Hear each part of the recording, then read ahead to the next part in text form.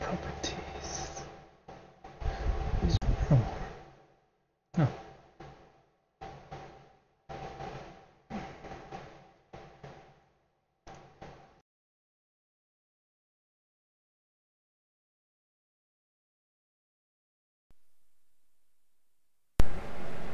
Hello, hello. Okay. Properties. That's the one. Okay. I'm not looking. I'm not looking. I ain't looking. I'm not looking. Turn that down a little bit. 10%. Properties. Manual. Yeah, there it is. Okay. Okay. Okay. Okay. Okay. Okay. Okay. Okay. Okay. God damn it.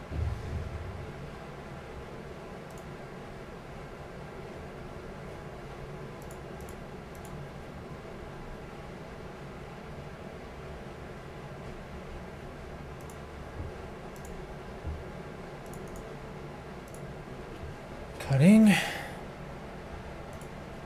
Pasting.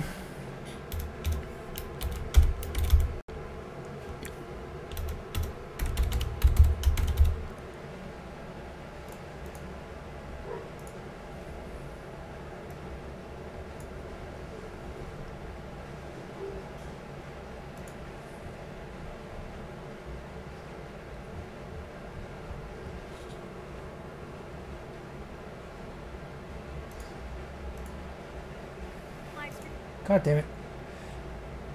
Watch on YouTube. Apparently this is a better version of it. I hope.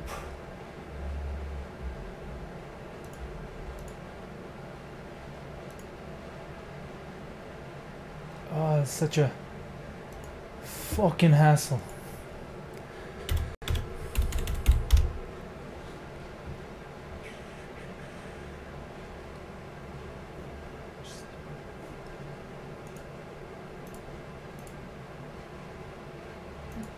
Studio.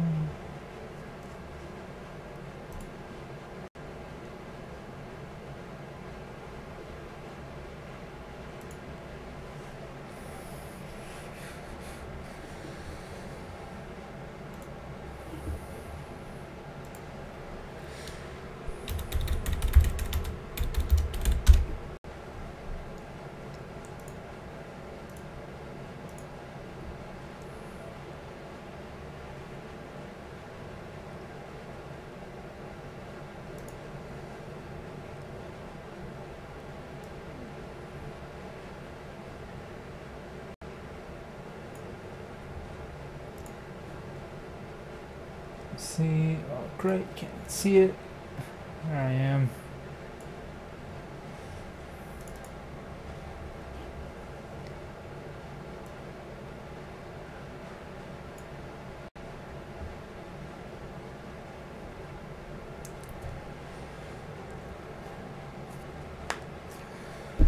Get some water.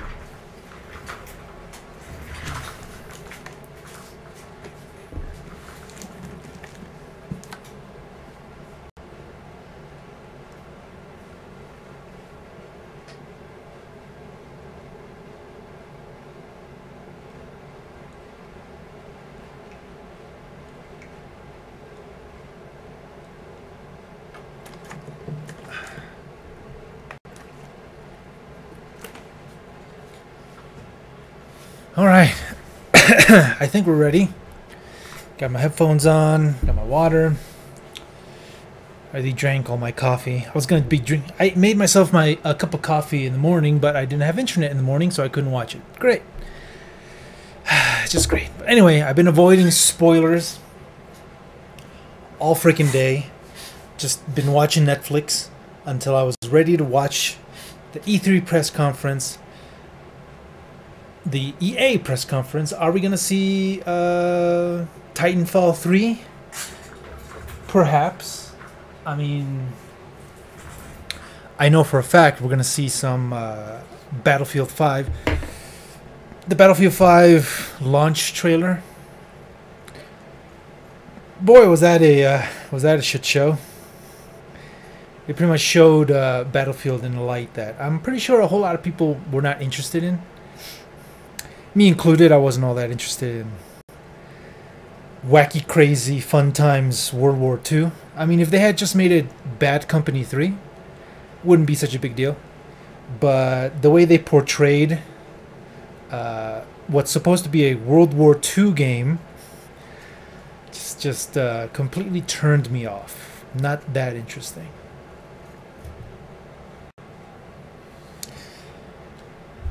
But I'm guessing that DICE finally got their heads out of their own asses and have created a trailer that was actually more grounded in World War II. So I'm imagining we're going to see some really old guns and shit happening. That would be good.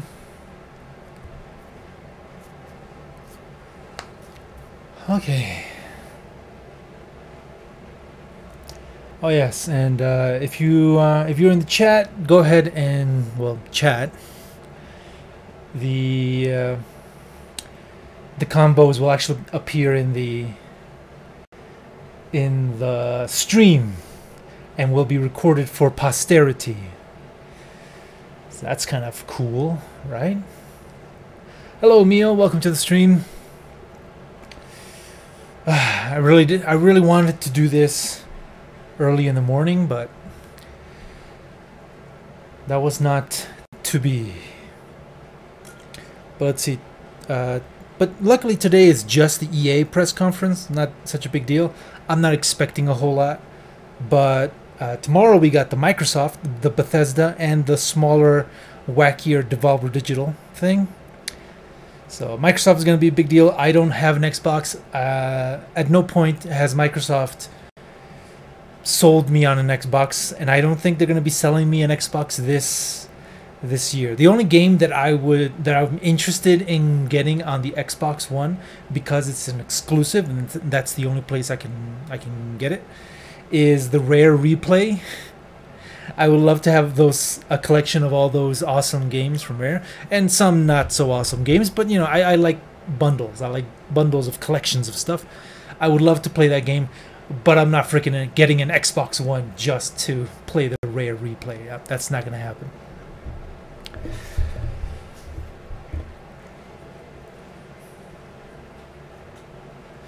Well, I'm sorry, Mio. Totally was not my fault. At that point, I can tell you it was not my fault. I got up early. I was getting everything ready, and then all of a sudden, no internet. And I had no internet until 5 o'clock in the afternoon. So many hours with no internet.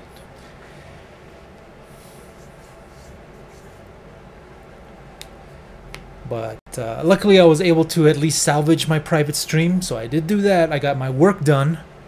And now it's time to watch. So let's watch, shall we? What are we going to get? More fucking microtransactions. Some loot boxes. I'm sure we're going to get some new loot boxes. Let's see what cool new loot boxes they come up with, EA. Let's hit play now. Oh wait, I gotta turn on my thing. There you go. Let's hit play. World premiere trailers. Let me know if the sound mixing is good. Download the IGN app from the iOS or Android stores now. Sign up for notifications. So I have not watched the conference. I have avoided all spoilers. Let's do this. If you're not following IGN on social media, what are you waiting for? Oh god, fucking Foghorn. Oh yeah, give me the memes. I just love memes. Custom original content. Thank you to Groan for sending me a link to the EA press conference. Be part of the conversation throughout the year. I didn't want to search for it myself because my home feed would be full of spoilers. I didn't want to look at my subscription page. So I asked Groan to give me the link to the EA press conference, and I've pretty much avoided all spoilers as much as I can. Welcome back, everybody. We are standing by, waiting for the EA press conference to start any moment now. As soon as it does, we'll pick you right over there. Make sure you stick around after No one cares. Just like nobody cares about my thing. Sicario, Day of the Soldado. Oh boy. Madden, FIFA, NBA. We think that they'll have someone on stage, some professional athlete standing up there talking about FIFA. They're gonna have cars. We're gonna see fucking cars, mate. I think they'll probably throw in some A Lamborghini Diablo or whatever. I'm not a car guy. story out of the story games and putting the story in the story games. So that's my hope for Madden, because you know, Madden always adds little incremental features that you know, change the way you play, smash sticks or whatever they are. But the long shot was that story mode, and you know, for what it was excellent. The characters were really well written, and what I particularly liked about it is it did a really good job of introducing. All right, the EA press conference is starting.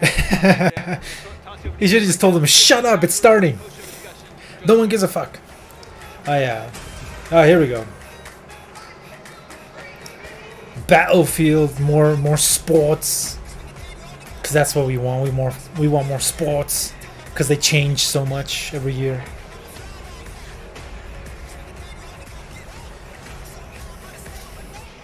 Anthem. I was so excited for Anthem, but then I remembered that it's a game by EA. Well, not by EA, but it's published by EA, and therefore not that excited. But we'll see. Ooh, what's this? AR. Is that a... Oh, it's Anthem. It's Anthem. It's just Anthem. Giant monsters. Look at that AR shit.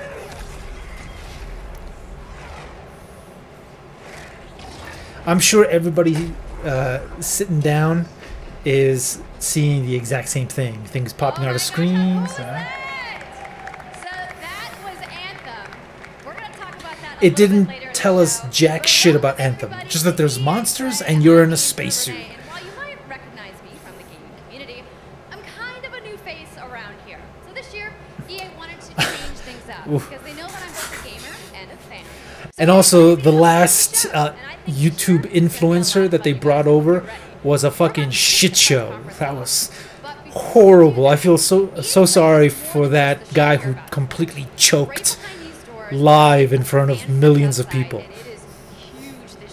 So hopefully they got somebody who can... Well, she seems like someone who can actually speak to a crowd of people without choking. Hundreds of community members from all over the world who are going to be capturing, streaming, and getting their first impressions of the games that we're going to be showing off here. Yeah, there's going to be actual gameplay, actual Battlefield 5 gameplay. I want to see that. Look at Battlefield 5 multiplayer. Multiplayer. So I gave you the first look. Yeah, we can clap it up. Last month, but we've got some new stuff to show you today. Then we're going to move on to FIFA 19, and boy, big news, you guys. Any World Cup fans? You guys excited? No, I don't give a shit. Awesome. But yeah, We've got two new football. indie games to share, and then I'm going to come back towards the end of the show with some of my favorite developers to give you guys a nice, meaty look at Anthem. And of We're finally course, going to get to see more of Anthem. I That's think good. the rules for Anthem, I'm into it. You want to do this with me? Well, wouldn't it be fun, you guys, if I told you all the secrets at once, right? Give him a break. He needs to just enjoy the show. So without further ado, let's get things started. Here we go. Oh, here we go. Starting off with Battlefield 5. Hey guys, remember it's World War II though. All that stuff we showed you, that's bullshit. No, this is World War II. Battlefield 5, World War II. Alright, here we go. Come on, show me something getting me interested in this game again. Oh, God damn it, don't just start like that. I thought you were gonna put a gameplay. I don't want to see your fucking faces. Right, it's time to kick this thing off. Mm-hmm. It's been 2 weeks since we read. I can't wait to see a bunch of black women fighting for the Nazis wearing some SS uniforms. That's gonna be great. There's also been lots and lots of questions from the community. And we've heard you. I love the idea of females playable in these kind of games. Love it. Not in World War II though. No. I don't want to see female soldiers while I'm storming D-Day. That doesn't happen. It just feels like fucking cosplay at that point. Also, I believe they're gonna remove the swastikas. from World War II. Like, if you're not gonna fucking do World War II, then don't do it. Do something else, guys. And our renowned distraction system is back and more impactful than ever. So, well, Yeah, destruction is much better. risky tanks and more as they come chasing you forward. Usually when you use tanks to go through buildings, they get stuck. But here you're seeing the tank just go right through them. As they should. They're fucking tanks. Not only for the gameplay, but Oh, here we go. as Yeah. part of our portrayal of the Second World. Our portrayal of certain... Yeah, bullshit portrayal of World War II. Fantasy. Our new gameplay system. Fantasy SJW version of World War II. That's what we wanted. So, let's talk about our single player in War Stories. Yes, let's do that. So we want to tell you about those untold stories that got us excited to start this game. It's about what you will see is really those. Yeah, if they say we're doing an alternative reality version of it, steampunk or some bullshit, fine. Whatever. It's fantasy World War II. Just fucking outright say it. Don't say it's a World War II game. Say it's a fantastical alternative version of World War II. Fine, whatever. Then have Hitler return as a fucking dinosaur or something. I don't know. Mecha Hitler. Have Mecha Hitler be the end boss. On launching October, At that point, I would not give a shit. It's complete crazy fantasy, but it's not. They're trying to make it like World War II, boxes, but it's fucking not. Premier Pass. No premium pass. Yeah, well, that's actually really good. But Every day, how is EA gonna fuck it up? new. And as part of that, How is EA gonna fuck it up? get something That's what I wanna of know. what you have been asking for.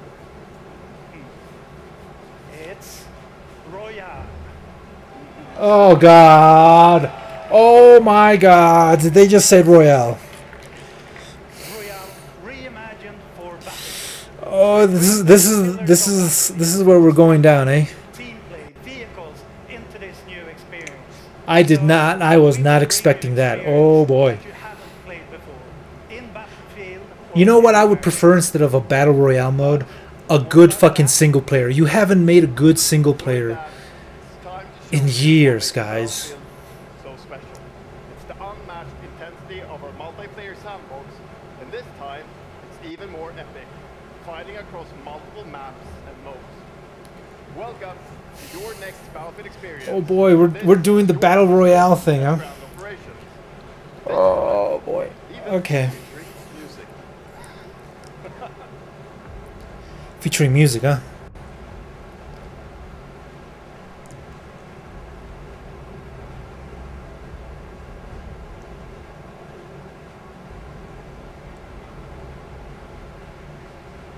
Correct. There is no money in single player. There is money. There's definitely money. Single player games will sell.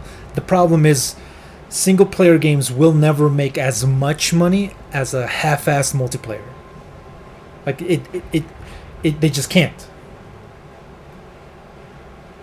So they say, fuck it, fuck single player. Let's just focus on multiplayer. Well, at least they're not going all out like Call of Duty. Call of Duty is saying, fuck single player. We're doing multiplayer only. And Battle Royale. In this case, they're still doing single player, but it's going to be half-assed. It's going to be the same as Battlefield 1. Battlefield 1 single player was actually kind of decent, but it's so half-assed. They don't do anything with the settings that they're trying to tell. Yeah, well, got planes back. Looks like a Battlefield game. This is what I want. I want planes to fall and actually kill people. I don't just want them to explode in midair and disappear. They have to fall and crush people. That's badass.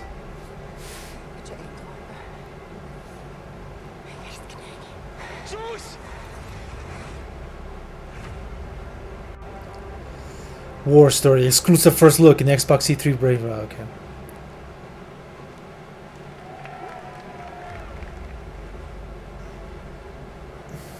I'm telling you guys, single player does not make... Okay, I don't have to pay attention anymore. I'm telling you guys, multiplayer games make way more fucking money than single player. And I realize that Legend of Zelda, Mario Odyssey, all of those are amazing single player games. Those are awesome games.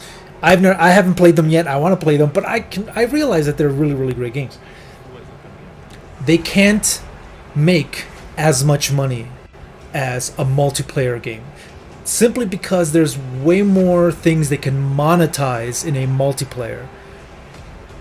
Like even God of War, or Dad of War, what it's called, that game is selling like fucking hotcakes. It's selling really, really well, and the people who made the game, they're getting a return. They're making some serious money.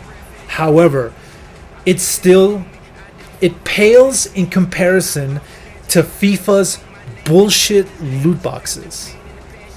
Pales in comparison with the amount of sheer fucking money that the Dream Team thing, whatever, on FIFA makes for EA. And I know it's bullshit.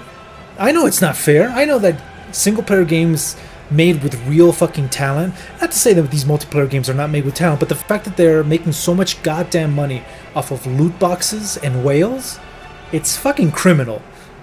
Slowly but surely, people are realizing just how criminal these things are.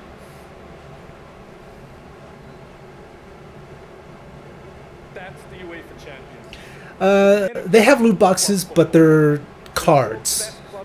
And the cards are players, I think. And those players, you can put them in a team so you can play them. So people want to have the best players in the world or something like that. I don't know. I don't know much about it. All I know is that you do have to pay real life money to get cards of players. They're like playing cards, like trading cards, like for sports things. You know, like baseball cards, where you get, but except you don't even get that shitty piece of gum. You just get a bunch of random cards, and then you can build a team with that, and you can play online or something like that. I think that's what it is. It's where football's biggest heroes like Ronaldo and Neymar clash every year. And it's the place I used to play FIFA. I used to play FIFA with my cousins back when they were interested in video games.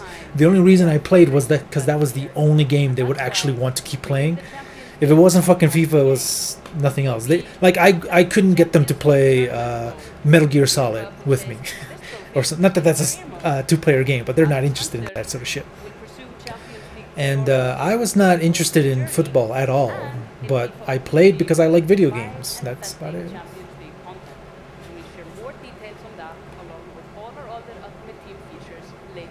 Correct. It's like a gachapon system. Just turn the thing, see what you get. As you know, the heart and soul of FIFA is gameplay. I thought it was money. This year we're giving you the tools to control the pitch in every moment, from your tactical approach to the match to each technical touch. This game of FIFA is better than the last game of FIFA because reasons. Oh, you can control more. The last game we made, that was shit. This game is even way better, and by way better, we mean slightly better, kind of, in a different way, sort of, not really. You're gonna buy it though, because you need the updated roster. Experiencing the game on the hands-on sessions this week, and also, of course, we're extremely excited for... No, Paige, I don't give a crap about football. What do I care if a bunch of rich athletes win a cup? That doesn't make anything better. Does that help Mexico? If Mexico won the World Cup, will that stop the horrible things that are happening in the country? No. It'll make people feel happy for a little bit, probably a couple of riots, but I don't give a shit if a bunch of rich assholes win a fucking piece of metal. Like, I have nothing invested in it whatsoever. As you can imagine, all of us on the FIFA team can't wait for the start of the World Cup.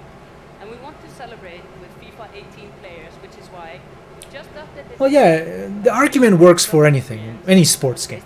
Madden, FIFA, ML, NFL, even fucking, oh my god, even wrestling, for fuck's sake, even wrestling. They turned wrestling into the video game, WWE 2K, whatever. They're turning it into a simulation sport, which is fucking hilarious because wrestling is not a sport. It's fucking pageantry. It's a play. It's a charade. It's fine. You can enjoy it, you know, people beating the shit out of each other, and but there's no sports there. There's no sport because the winners are already decided beforehand. Wrestling is as much a sport as watching the Avengers is a sport. It's not a sport, guys. Don't treat it like a sport. And I used to love wrestling games. I used to spend hours playing SmackDown versus Raw. And the old school ones, SmackDown Know Your Role on the PlayStation. I played the fuck out of those games. But now it's so slow and cumbersome, and they try to make it into a simulation of wrestling. It's crap. I don't like it. That's okay. I'll just go back to playing Rumble Roses for the 50th time. Some of the world's biggest creators who are going to be playing live at the end of the show, representing their nations in a little mini World Cup tournament. No, wrestling is a sport because, you know, actual Olympic wrestling, that's a sport because, you know, there's actual winners and losers, there's techniques, there's actual athleticism happening. That's a sport. Pro wrestling, WWE, that is not a fucking sport. That is not a fucking sport.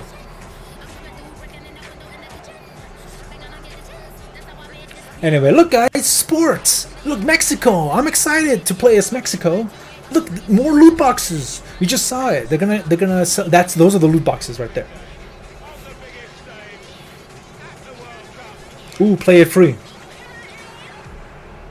Oh, it's a free trial. I thought they were going free to play. That would have been interesting. Might as well with the fucking loot boxes they got going. EA Sports, FIFA 19. You know, the FIFA community never rests. 20 million people from 60 countries playing in competitive leagues this year. Well, The most popular sport in the world, EA. You don't get to boast about how well your pancakes are selling when pancakes are just delicious. Everybody loves pancakes. You're not making the best FIFA games.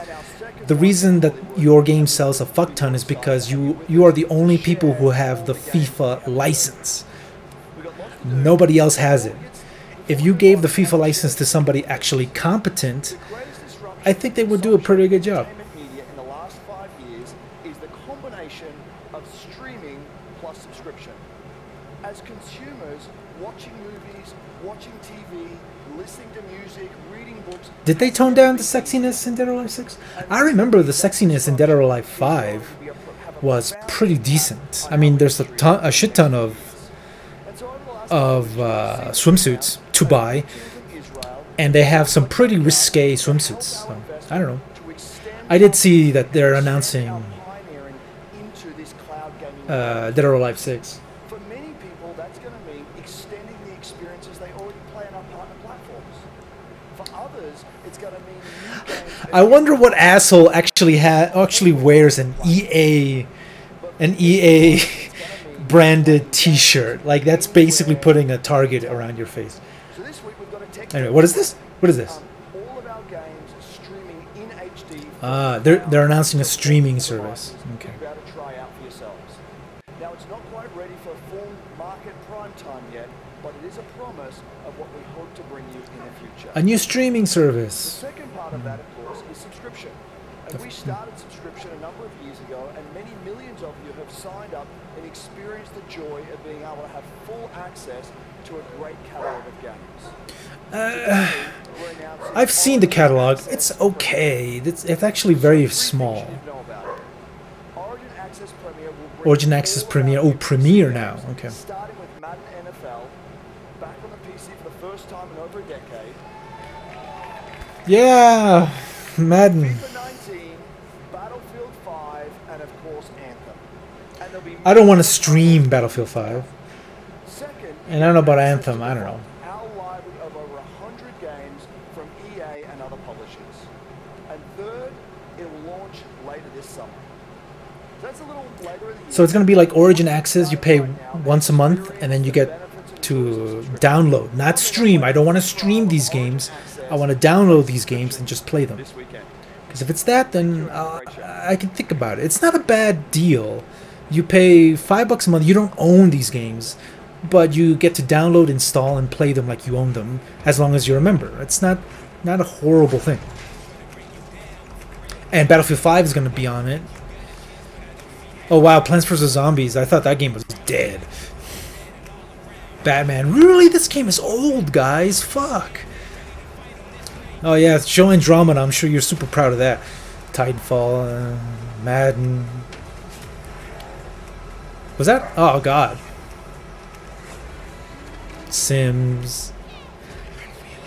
It's not a bad deal if you have no EA games. If you have no EA games and you just want to get started, it's not a bad deal. But I have a lot of games that I actually bought.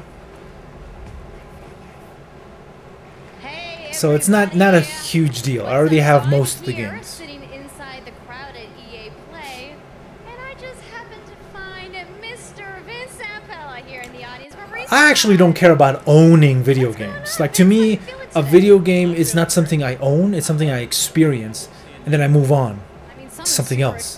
And that's to me. And to a lot of people, they want a collection. They want their rooms, their houses full of memorabilia, of memories of the past, Super Nintendos, PlayStation 2s, that sort of stuff. Because of the way I was raised and the fact that I was constantly changing houses and I lost a lot of things. I lost my PlayStation 2, I lost my Dreamcast, I lost so many fucking things. I don't put a whole lot of I don't put a lot of value on the actual game themselves. I put value on the experience. Like right now, I have no clue where my GameCube is and where my collection of GameCube games were. Like fuck. But I remember playing those games. I remember playing Mario Sunshine and beating it. So to a person like me, it's not a bad deal. I don't really care about owning a game, but if I pay for something, I expect that service. That's what I want. Anyway, who's this asshole? And why should I care? Trying to be a little vague here, but when the Jedis are being hunted, so it's gonna be spectacular.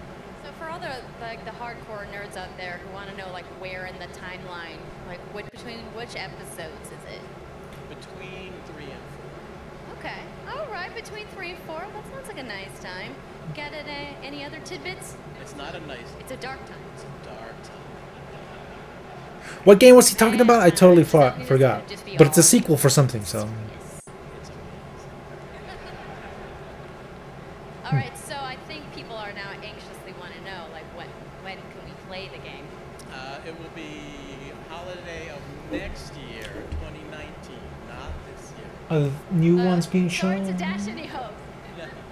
But There it is. now that we know, we can set expectations. We're all going to be amped up, and hopefully we'll hear Ah, shit. from That's okay, it's not live. you maybe next year. Oh yeah. Vince, it was great to see you. Thanks for stopping by the show today. We do have a little bit more news on Star Wars, so I'm going to toss it over to Dennis. Oh, Star Wars game. Oh, I have no interest. What? They're still talking about Battlefield Front 2? Hello there. Hello, guys. We fucked up. Work at DICE in Stockholm. Just say it. We fucked up. Apologize. No, apologize for everything. Send this hipster-looking fucker to just apologize to everything. Clearly, we didn't get it quite right. We're sorry. We're sorry? I'm sorry? We're sorry? We apologize? What? No? I'm sorry. What? Make sure that we No apology? Okay, sure. players really No, yeah. That's So fine. we decided to completely overhaul our progression system and add a bunch of new character cosmetics for players to collect instead. Pink Darth Vader, you fucking We cunts. added a new hunt mode inspired by the original Battlefront games that I loved personally. So no apology. Starting Okay. with the Ewoks on Endor. No straight up, we fucked up. We're sorry. Here you go, guys. It turned out to be by far the most popular update of the game, and the team loved building Ewok hunts. So, as you might know, we're currently in our Han Solo. No, there were rumors that Disney was very upset, and makes a lot of sense, that they dragged Star Wars through the mud because of this absolute bullshit that they try to do with Battlefront 2. And I'm pretty sure somebody called somebody and to let them know how upset they were. But they still want to make money, guys. As long as Disney sees that they can make some money with EA, they're not going to pull out. Not just yet. Focused around dogfighting with your hero ships. And looking ahead a little bit more, we will also be delivering a new large-scale multiplayer sandbox experience focused Battle around Royale. capturing command posts Okay. and attack out capital ships. But that's not all.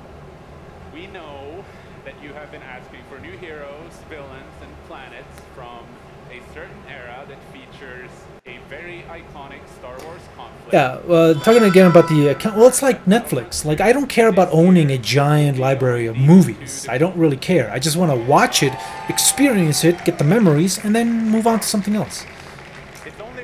Like, I lost my copy of Final Fantasy VII. And I love that fucking game. But I lost it. It's gone. But I remember it. I remember playing it. And now I have it on my Steam account, so I'm okay. Oh, is that guy? The leader of the most powerful droid army in the galaxy, General Grievous. And yes, he will be going up against my own personal favorite. Everybody's favorite era of the Star Wars franchise. The Clone Wars. Finally making his debut in Battlefront after all these years. So, but we're not done. That's not it. They will not come alone. Joining them is the Dark Lord and leader of the Separatist Alliance, Count Dooku. Look at all this nerd shit. Quit talking about Star Wars, you fucking nerds. Go back to talking about waifus and animes. That's what the real man look forward to. You're not gonna see any anime shit at EA. I don't know. I'm not a Star Wars fan. I don't care about Star Wars. But I felt really bad. I felt really bad because of what they tried to do to Star Wars fans. What they tried to do with Battlefront 2, that was fucking disgusting. Together, we will make this the greatest game that we can possibly build. There would be no Battlefront without you. Without their fucking money. And enjoy the rest of E3. Thanks. He should have just walked out with a fucking sign saying, "We're sorry. We're sorry, guys. We're sorry." Ah, it's this guy again. Is the creator gonna come out shaking nervously again? Because we love that. That was awesome. I mean, if for whatever fucking reason I would be on a stage at E3, I'd be nervous as fuck, shaking, probably poop myself. One of those or both, you know. Yeah, it's a scary thing to talk to a bunch of people. Like, I remember my very first like real life class.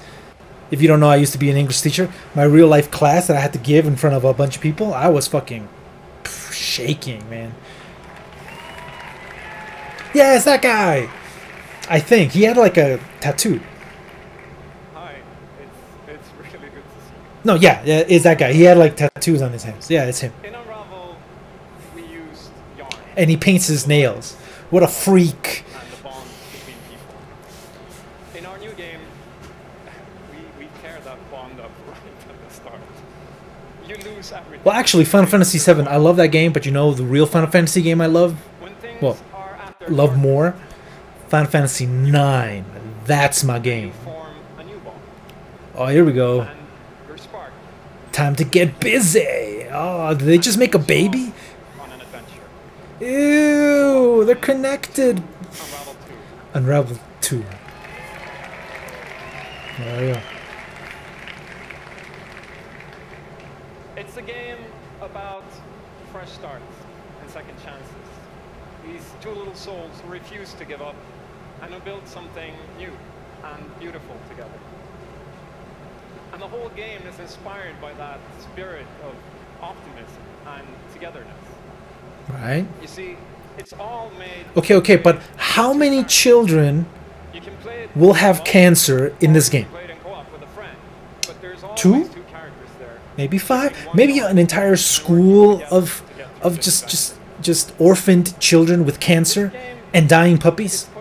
Because that's how you make indie games. Just put in cancer or something. I don't know. I don't want to laugh at cancer. That's horrible. It's just that whenever you make a heartfelt indie game, somebody has to die. We're just gonna murder this puppy in front of you slowly for the next 2 hours. Indie game of the year.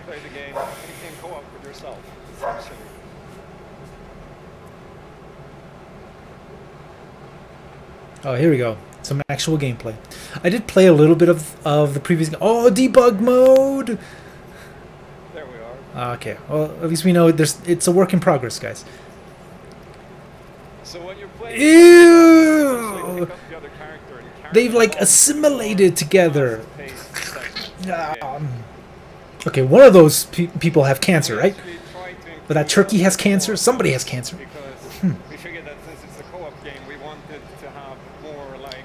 But I have no friends. I can't play with anybody. So great, co-op. Every time I hear the word co-op, I'm like, something I won't get to experience. Not that there shouldn't be co-op. There's definitely people who enjoy co-op, have friends to play with co-op.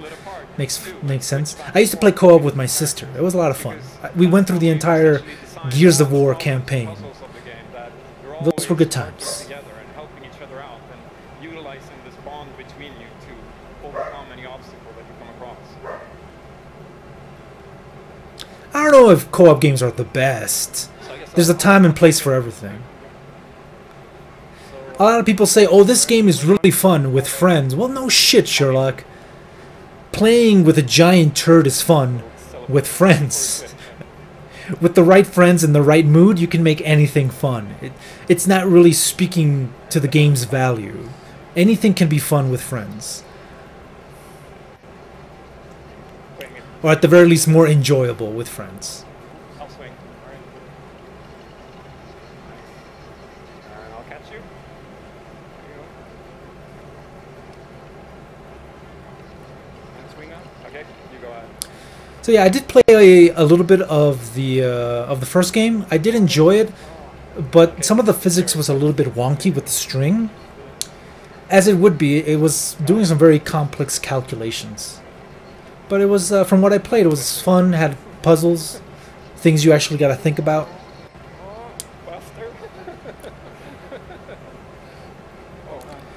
But yeah, we need more 2D, some like beautiful looking 2D games that are not made by Nintendo, because Nintendo just constantly makes 2D games. I'll sneak up here.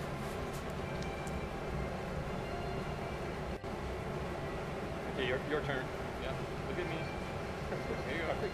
Keep him over to the left. Yeah, but what I mean is, co-op games don't necessarily make a game better. It just means it's co-op. And if you have fun with a friend with it, that doesn't mean that the game is great. It just means you had fun with a friend. Now, there are definitely games that are co-op that are lots of fun. Now we can breathe again. Yeah. But then there's also games that are just shit, but you can still have fun with friends. Yeah, as long as you're with friends. Like, you can play Ride to Hell. That's not a co-op game, but you can play Ride to Hell with a friend next to you, and you can make that game hilariously fun. You can go through the entire game, just make fun of it. If you have a friend with you, you can make any experience better. Just focus on if the game itself looks fun. But anyway, yeah, the game looks alright. It's co-op centric. It doesn't look much better than the previous one, if at all. I didn't really see it like super good. And yeah, it's a 2D puzzle platformer game. So yeah, there you go. Yeah, you know, Unraveled. You know, there's always time and a place to play a short, good-looking indie game. But where's the waifus though? Usually when they make co-ops, they make a female version of the main character. So is that the female version of whatever his name is? I can't remember the name of that guy. Chase your spark. Ew, it's just like merging into one being. It's so off-putting. Yay!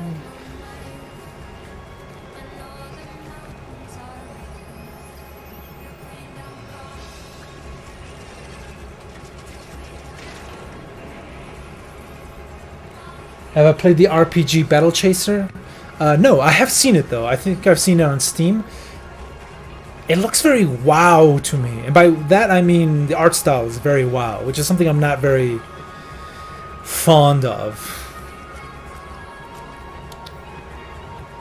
But I do like that it's a RPG and it's a turn-based RPG. So Thank you, Martin.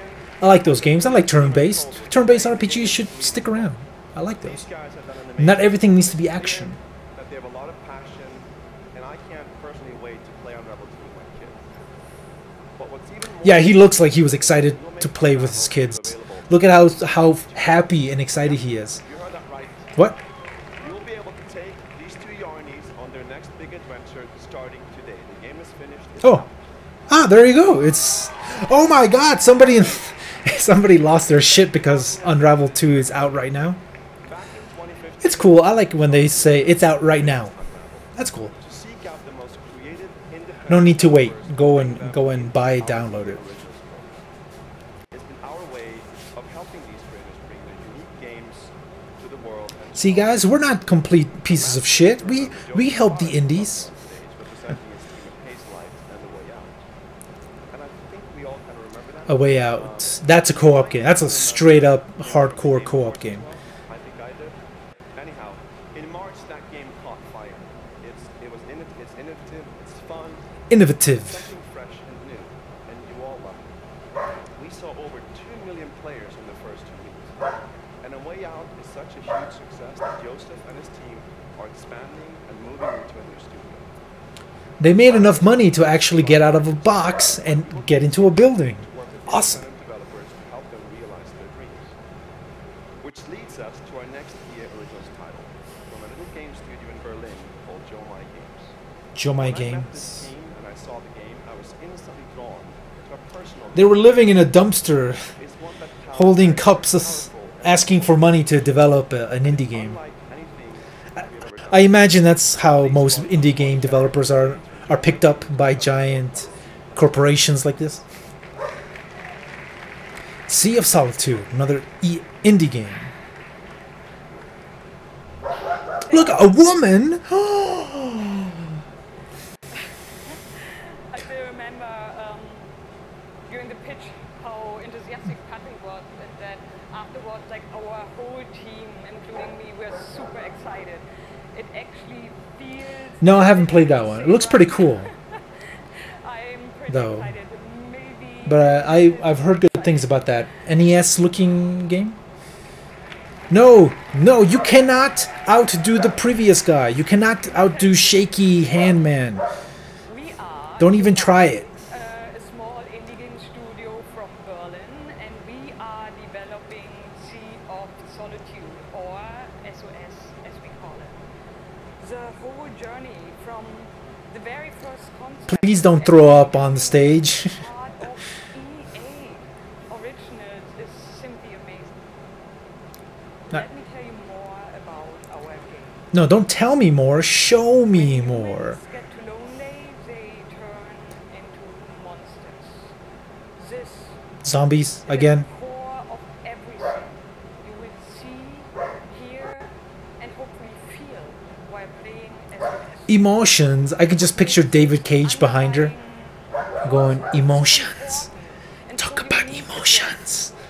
Nearly every human being can at least somehow relate to or remember the feeling of being lonely.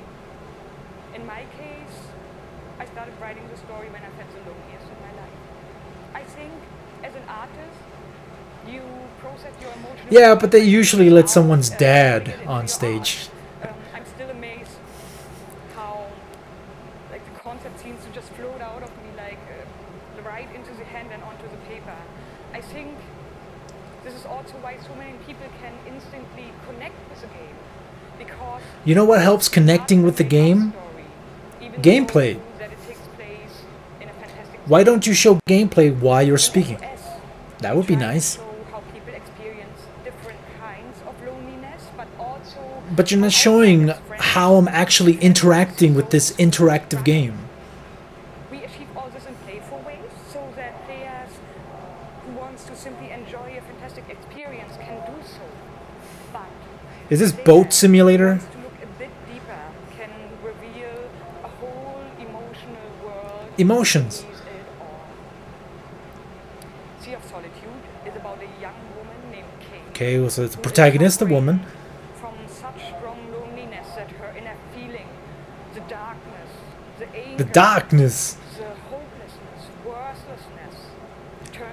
Why would you be worthless if you're lonely? becomes a monster. The game is about finding out why this happened to They're us, but also they're making it sound like loneliness is the absolute worst thing that can happen to a human being. goal is to bring all those I can imagine a couple things worse than that. Some need to become bigger, some would be better off a little smaller, but to embrace even your destructive part or your self-doubt in the same way you embrace your joy. Or your No, dads have dad jokes. I don't know if you would call that a personality. and that's I much prefer mom jokes. all about. Thank you. Yeah? Okay, oh, here we go, a trailer. Look, she's turning into a furry.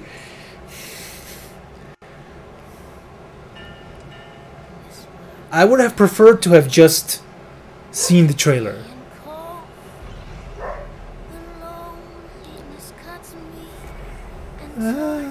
Okay, that's interesting.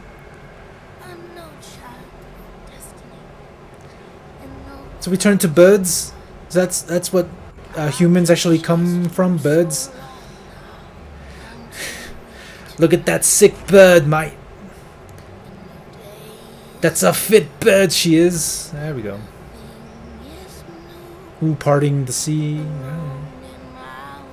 Yeah, power to the people.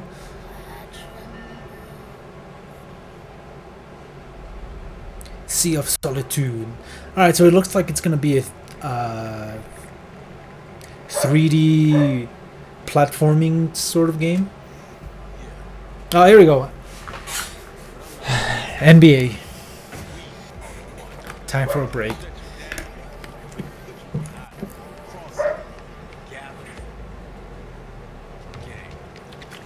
This basketball game will be much better than the previous basketball game, you know, because reasons. I feel sorry for the people who have to work on, you know, sports games, because there's only so much you can do with a sports game. You can't change the rules. It's a sport. You can't change it.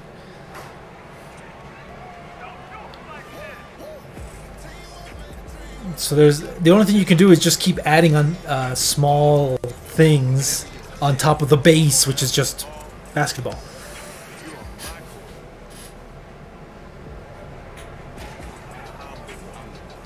Also, I have not played Dad of War.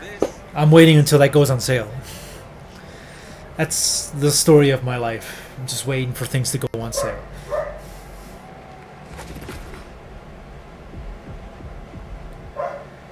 I agree. If you lived a very sheltered life, your biggest problem is solitude. Yeah, no. There's a lot of bad things in the world. Look at that disrespect! Oh, look at this hot young kid disrespecting the old dogs. Someone's got to put him in his place in Madden.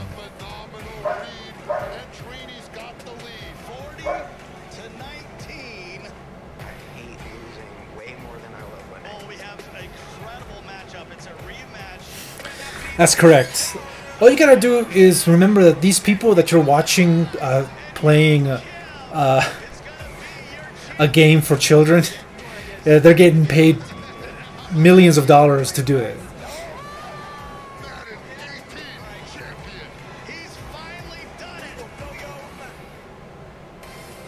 And I'm not just talking about esports, I'm talking about actual sports.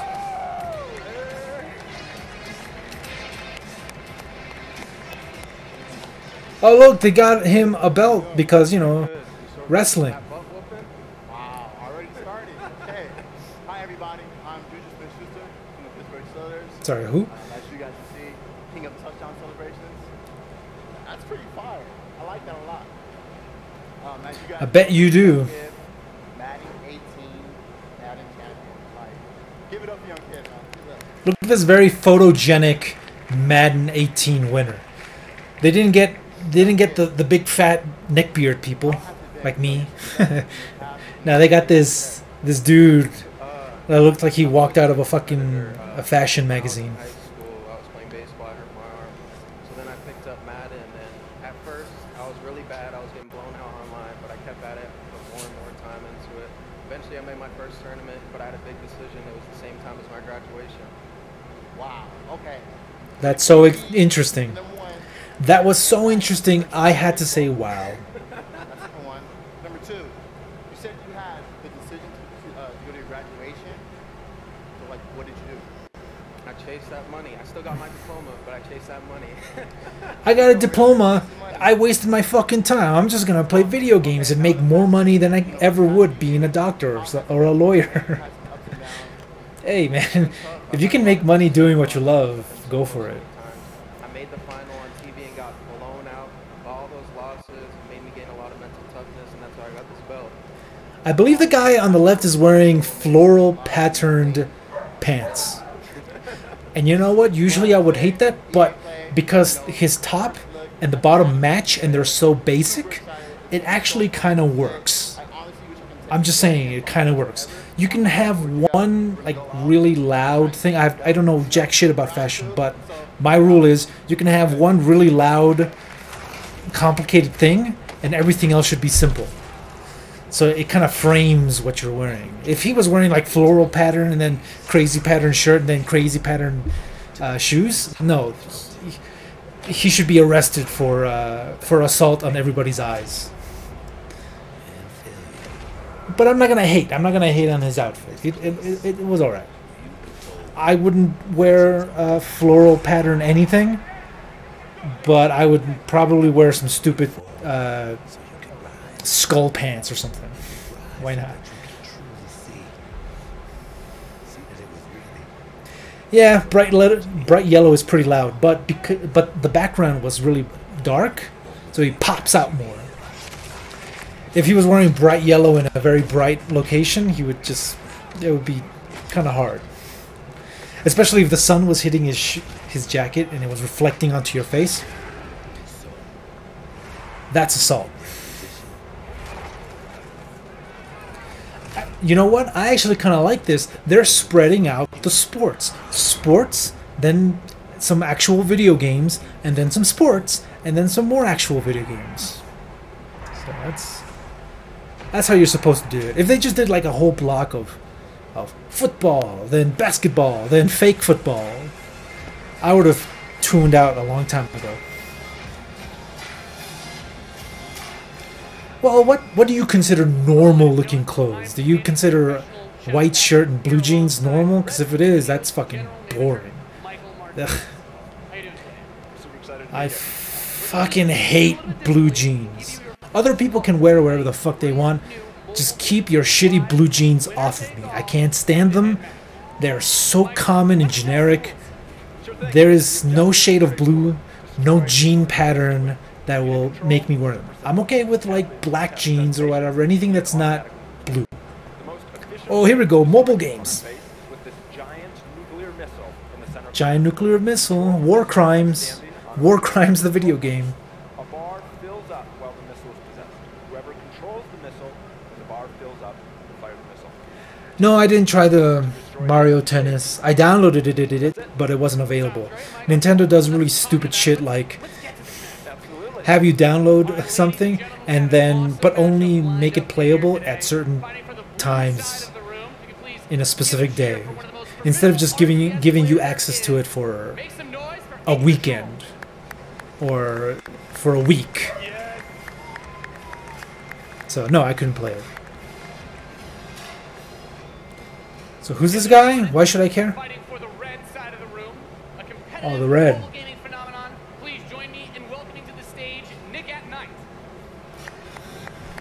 Correct, I do have a Switch. My Switch is right over there. I have Splatoon. I do play it. The problem with sports, and I'm going to give you all a lesson about sports, right? In order to care, you have to be invested. And the cheapest, easiest way to invest somebody in a sport is just by representing your country, your city, or an idea. That's it. And that's how you get people to support your team or whatever, because, you know, they represent my hometown. Yeah, whoosh, woo, Mexico, or Mexico City, whatever. But the problem is I have nothing invested in these two people. One is the blue team, one is the red team. I do not give a shit who wins. Also, Right, let's see if he's able to create a 2-on-1 if he's able to get there. Looks like he's getting there. these guys are trying really hard to make this mobile game sound very exciting. And like any strategy game, the units that you're going to use when you deploy them will have a huge impact. Your micromanagement of your forces and protecting that economy as well. How is this? Attack bikes in the top. There he is. How is this something that you would show at E3, EA? Why would you show a mobile game, a single screen mobile game at EA? I guess they believe this is going to be the next best thing in the world.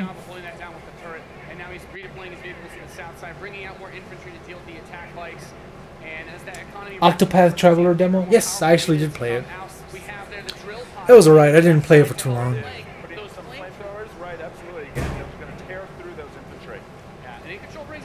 But I played it, but I played it such a long time ago, I really don't remember much about the Octopath Traveler demo. I'll just wait for reviews. I'm not going to pre-order it or anything. I'll just wait and see how it turns out. Apparently it's... Excuse me. Apparently it's a game where it actually stars 8 different protagonists, and you choose who you want to play as, and you play an entire RPG with that person as the protagonist. So, and it's an RPG, so you know it's going to take like 30 plus hours to finish, and then once you finish that one round, you go back and choose somebody else for another 30 hours. So that, just looking at the game makes me worried of the amount of hours you can spend on it. Oh, and they launched the missile, by the way. It's exciting, though.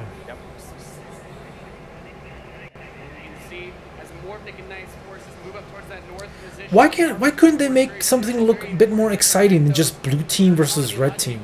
Why isn't there a story behind it? Why aren't there characters in a world that's interesting, that's unique, not just blue military men taking on red military men?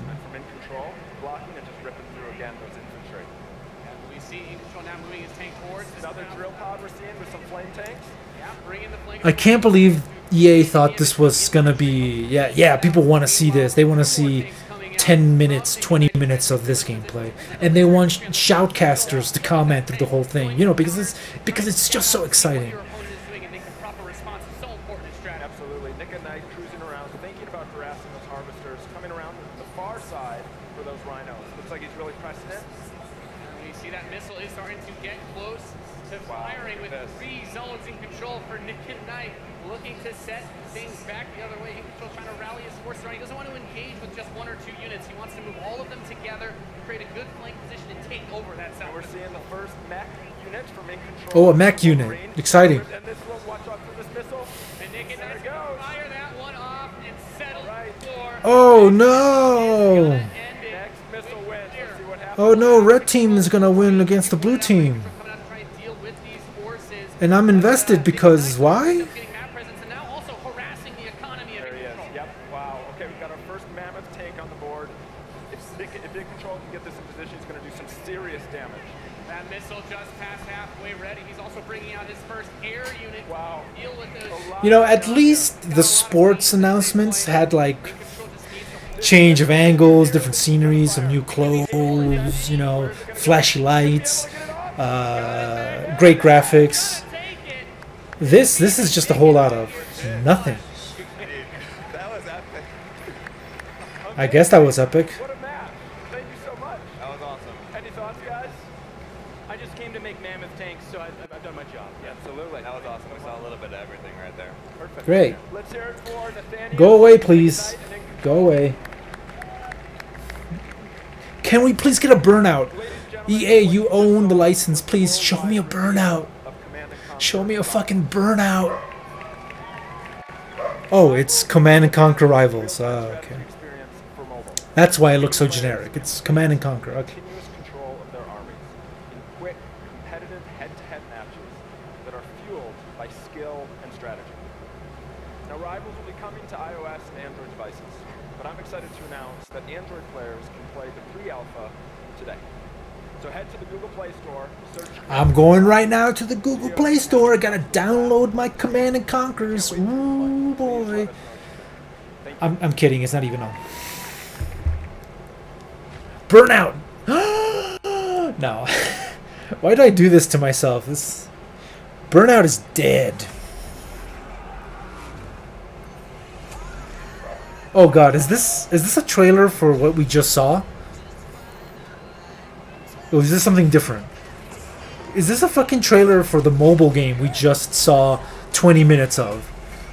Also, why is Commander Cobra getting a sex change and playing on an iPad?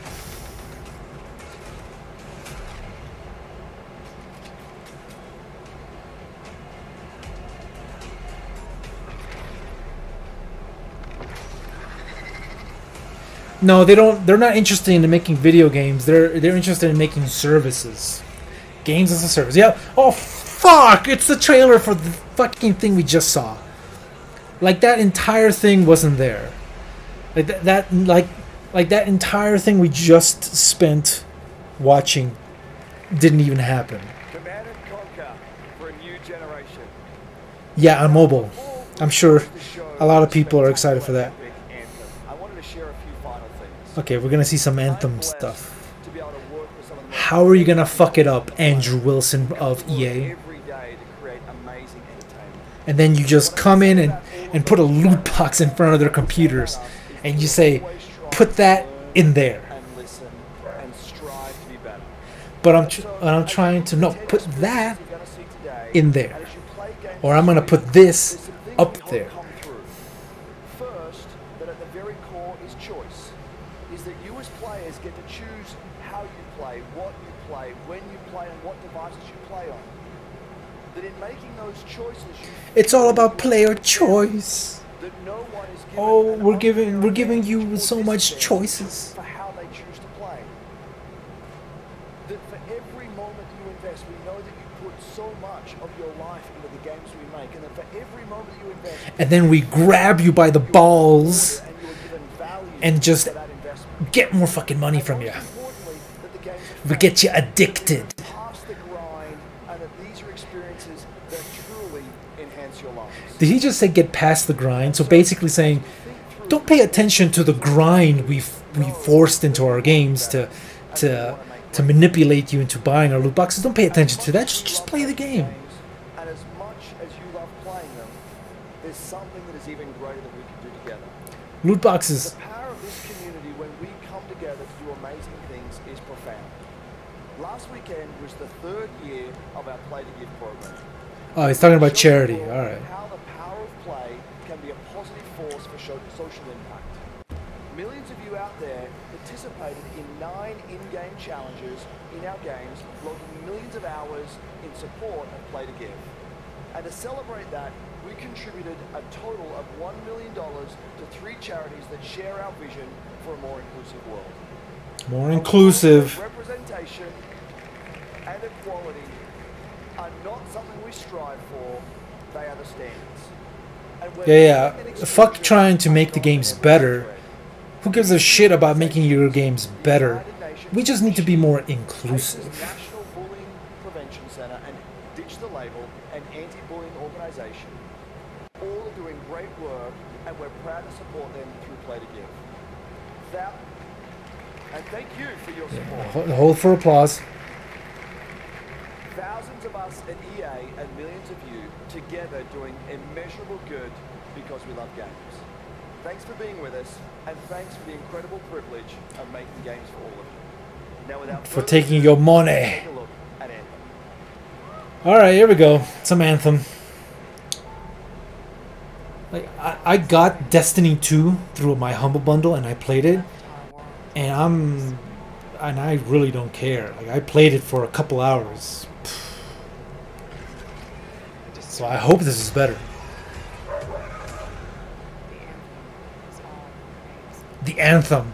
It's your destiny. I mean, it's your anthem. Follow your anthem, Destiny. Sorry, what? This sort of reminds me of Lost Planet, just a little bit. Lost Planet 2, which I kind of dig.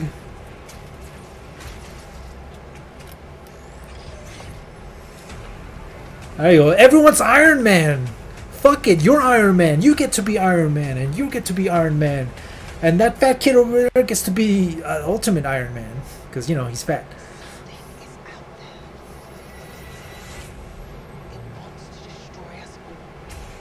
It's EA. It's the EA monolith.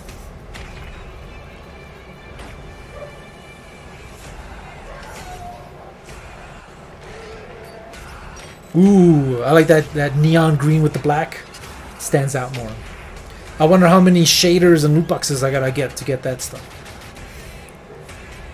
I wonder how many times I'm gonna end up saying loot boxes during this whole thing.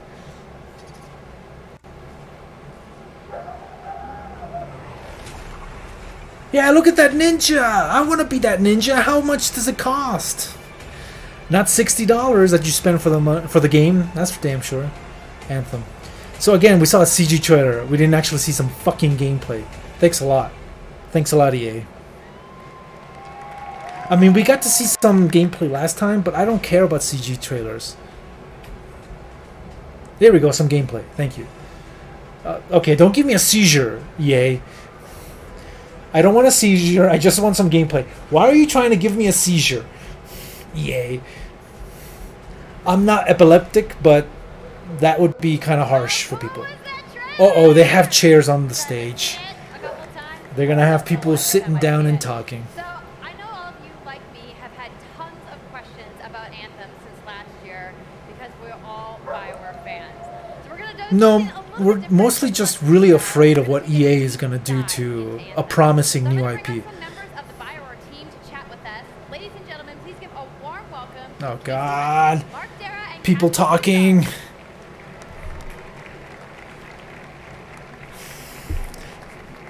I don't know where these people get the idea that explaining your game is just as exciting as showing the game. Like, a trailer will be a billion times better than just sitting down and talking about it. We're going to go ahead and just jump right in and get started with you. So now, we know that you all started, or because you started your career at BioWare. Also, I believe this is BioWare's, like, Hail Mary. If this game doesn't do well, then there'll be the next company crushed underneath EA's giant fat ass. Like what's their face? I can't even remember. Visceral. Like Visceral fucking got killed. So everything's riding on this, especially after what happened to the. Damn it! All these informations in my brain hurts.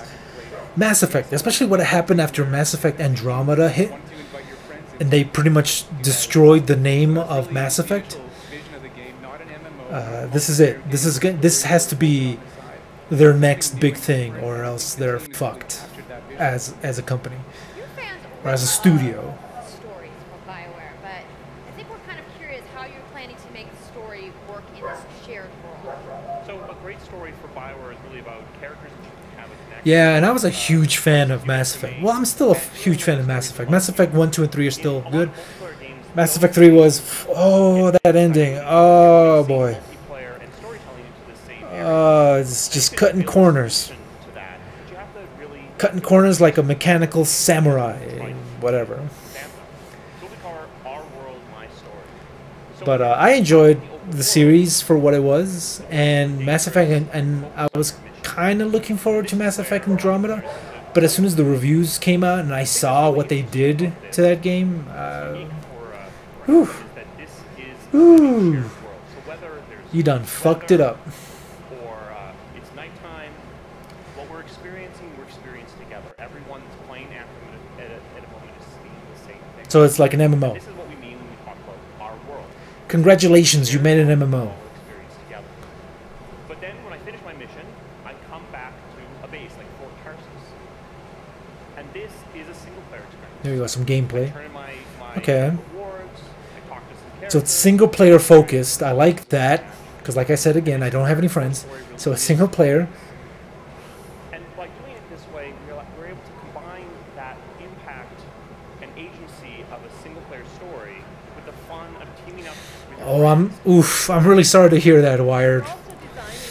I know how you feel though. I pre-ordered Hardline, Battlefield Hardline. I got the season pass for that bitch, and there were maps that came out that I never got to experience in multiplayer. And nowadays, trying to get a game going on any map that's not even vanilla or just vanilla maps by themselves. I mean, I downloaded Battlefield 4, and I can still get a pretty full game on all maps. But Hardline, what a disappointment. That's why I don't pre-order games anymore. Like, I'm not gonna pre-order Battlefield 5. I'm not gonna pre-order jack shit. Review first, then we'll see. Creating something new and mysterious for players to discover. So, at the heart of the premise of Anthem is a world left unfinished by the gods. By the gods! Jesus Christ confirmed for Anthem. What was it? Mecha Death Christ? We're gonna get Mecha Death Christ? That'd be awesome.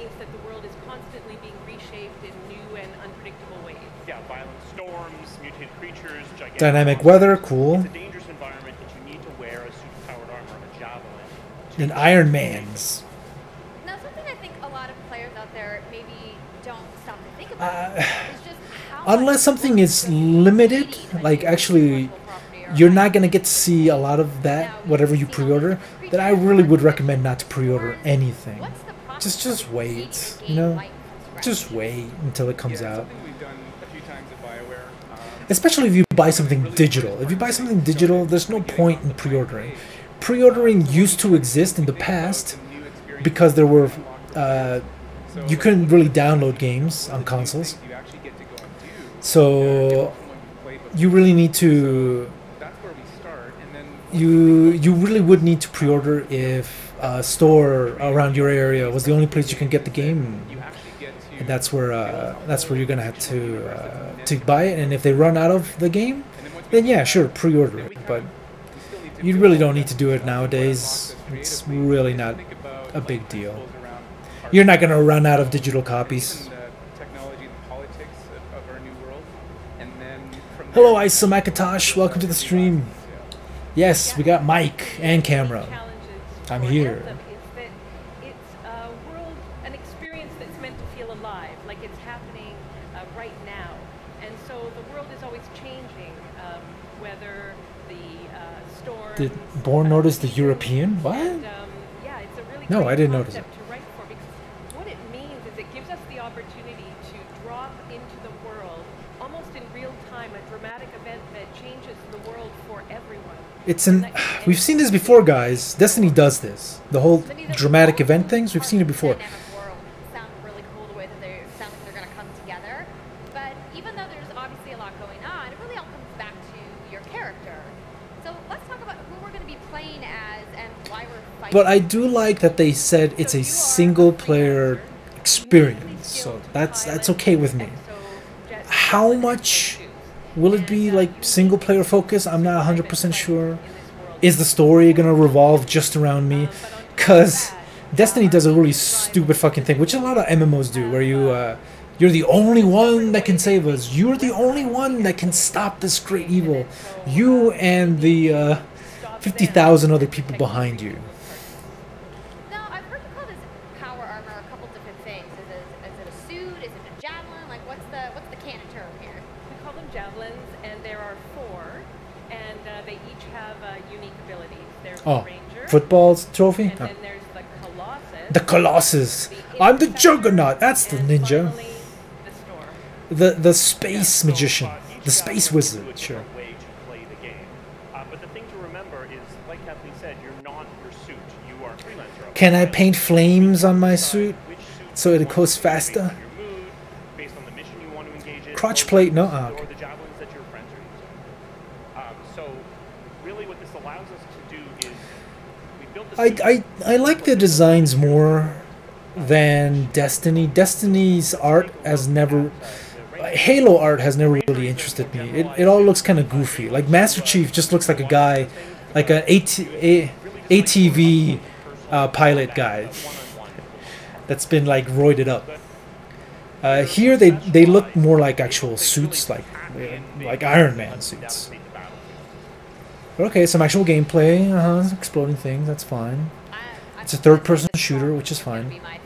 I prefer third-person shooters when you have heavy customization of your character, because you're going to customize your character, so I might as well be able to look at your character as much as possible. So third-person just makes sense. Destiny, you don't really get to see your character much. No, the real question should be, how are we going to get our customizations? Oh, look. Skulls. Ooh, Mass Effect. That's just straight up Mass Effect. The N7 armor. And because you're going to be using a javelin for a long period of time, we really want you to be able to make it your own. I'm glad you brought that up, because actually, Jay Legato has a question connected to customization. Loot boxes? Monetization. Go. How, when, loot box, Go. cosmetics. Go. Yeah, so we Go. are going to have some cosmetic and vanity items that you'll be able to purchase, but you're always going to know what you're going to buy before you spend any money on it. So no loot boxes. No loot boxes. Good. Good. Good. Good. Just make sure that when you spend 60 bucks, you get a shit ton of customization, and then you can have shit extra, other things. Not the coolest shit in the game, just extra things that you can purchase if you want. Like the best, most awesome looking things should be in the 60 bucks that you spend on the game. And then I don't know, you want an anime girl painted on your arm or whatever. Yeah, it really is about $2. I don't know, whatever they monetize it on. No loot boxes. They said no loot boxes. We want to get a few people together. I'm okay with that. So, you know, I think here we're going to see the Colossus, you know, just hammering people on the ground in gameplay. If we can have a look at that. So I'm pretty sure this game is gonna have PvP, like multiplayer combat. So that'll be interesting to see how they balance that out. Ooh, underwater. Swimming and flying as well. So it's interesting because at the Slate Tones wants to know, how will you balance multiplayer with single-player storytelling? So Anthem's really built around trying to combine the impact of having your own personal story with the fun of playing with other players. But we really want to make sure that that playing with other people feels like a choice. So for people that want to good. Story, you're going to be able to do that. Good. I like that. You're saying good things, BioWare. You're saying the good things. Than the team with 4 people, and we've really tried to balance the co-op experience to be fun, even for people that don't normally engage in this kind of thing. So I really hope that everyone at least gives co-op a try. I like it. They're treating co-op as a secondary thing, but it's focused on single player. We have enough games where co-op is the thing. You have to rely on other human beings in order to have fun. I want to play a game and have the game entertain me. I don't need some jackass on the other side of the world doing crazy things to entertain me. Make me a game that I can enjoy by myself. I have multiplayer for Battlefield, I have multiplayer for lots of other things. Not everything needs to be fucking multiplayer. You have a conversation with your crew, Halleck, Faye, and Owen, and you'll hear Owen. He's going to talk us through the mission as we experience it here. But I thought you said the best things would be included already? Oh, the anime thing on the arm? I don't know. Seems like a very niche thing for this type of audience. I mean, I personally would like it, but you know. Well, it also depends on the art, because a lot of anime things that Westerners put on their games, it's pretty crappy. Like Titanfall 2 has some anime-inspired things.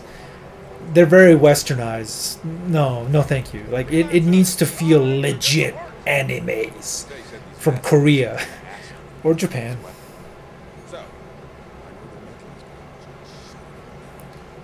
Yeah. Oh man, this suit smells. Do you wash this thing? Off we go, mate. There we go, some gameplay, good. Ooh, butterflies. What's with the Superman music? I don't know. Ooh, waterfall, sure. What's the plan here? Oh god. Oh, I thought that was gonna be fake gamer chatter like Ubisoft does.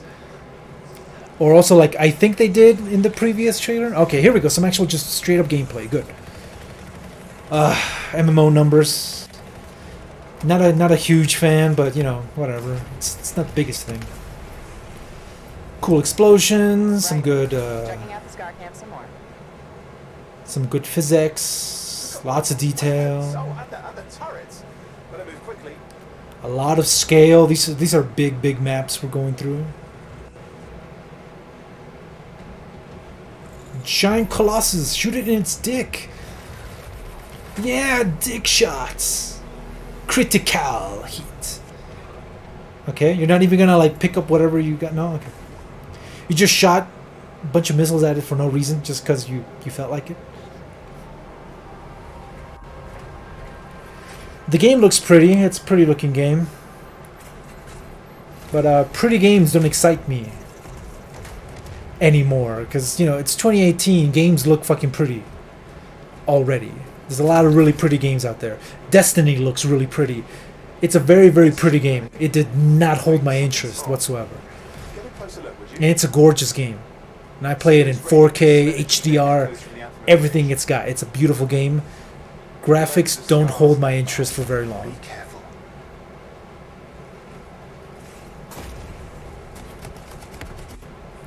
Third-person shooting. There's no cover system, which is fine. This does not needs to be Gears of War. Okay, grenades, frozen grenades, sure. It's a bit strange that they're talking about how co-op is just a choice, something secondary, and yet everything that they're showing is pretty much co-op. Like, I would like to see just some single-player stuff. I don't know, the lore doesn't look all that interesting. Wait, something's happening. I mean, the world itself is not... What the hell was that? I think that was whatever label... Not that interesting. I need a hook. I need something to, like, grab me, to go like, yeah, that looks cool. The world looks pretty. Definitely Councilwood hasn't paid. There's a trail of this acid gunk leading down. Follow it. We should find the source. People don't RP on voice chat? I wish they did. Well, I haven't had much of an experience. The last time I tried to RP in a game, I got shut the fuck down. It's like, they told me, dude, just speak normal. God damn it. I was trying to fucking have some fun, but no, I guess I'm not allowed to just immerse myself in the video game. It was Battlefield, by the way. I was trying to use some actual military lingo.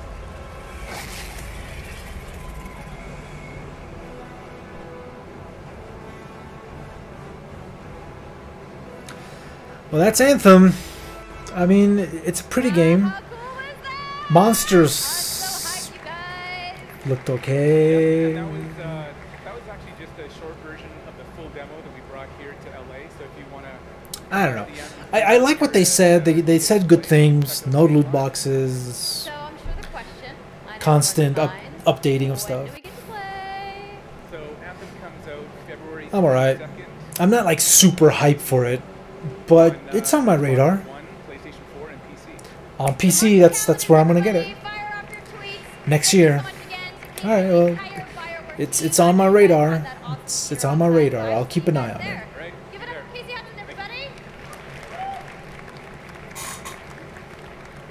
I also want to give a big thank you to all of the developers who showcased their games today and everybody working hard at their studios back home around the world. Let's give them all a round of applause.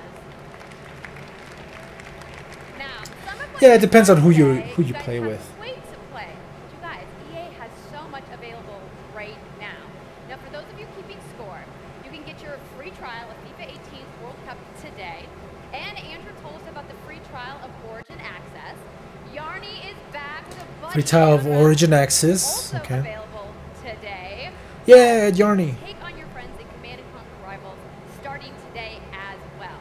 Now, that's a lot of available stuff that's out today. Is anybody Sure, there's content available. You're like, I just want to go I don't know about the outside and quality, play. but there's content available. So, I want to let you guys know to keep your streams going because in just a few moments, the FIFA 18 World Cup live tournament is going to begin. Outside and check out the games, but I thought they were gonna end with like Battlefield 5 multiplayer gameplay. They showed us a trailer. I don't want trailers, I want gameplay. Show me the fucking game, DICE. God damn it, you're not gonna show any gameplay. I believe Battlefield 5 is available to play. Multiplayer is available to play at E3. So I'm hoping Jack Frags and Level Cap and all those other folks, they get to capture and show off some of the actual gameplay. That would be nice. Also, I believe Anthem is playable over there. So you know, after this, I'm gonna check out YouTube and see if there's anything good, because I don't have to worry about spoilers anymore. Welcome back to IGN Live at E3 2018. That's about what we expected from the EA press conference. Let's Yeah. just dive right in. IGN's up. Alright, we're done with those people. Okay. Let's see. The EA press conference wasn't terrible. I've been through worse. I've been through some god-awful EA press conferences where my mouth was agape and I was like, that was it. This was definitely better. We saw some Anthem stuff. Battlefield 5 still not convincing me because I have yet to see some multiplayer. I have yet to see some actual just straight up multiplayer, the UI, the way things interact with each other. All they're doing is showing fucking trailers, and that's not interesting to me. So Battlefield 5 still on the fence, which is a shame because I'm a huge Battlefield fan, but I've yet to see some gameplay. Anyway, then we saw some Anthem. Very pretty game. You know, they said good things. Loot boxes are not going to be a thing. You can just there will be things you can buy, but you can just straight up buy cosmetic stuff, and you will always know what you buy. So that's cool. But the world, the actual world that they're in, I don't know, not too interesting. I like the designs of the mech suits, but I don't know, there's still not that hook, that thing that would really get me excited. Other than that, what else did we see that got me excited? Yarny's back. That's kind of cool, I guess. The last game wasn't all that amazing.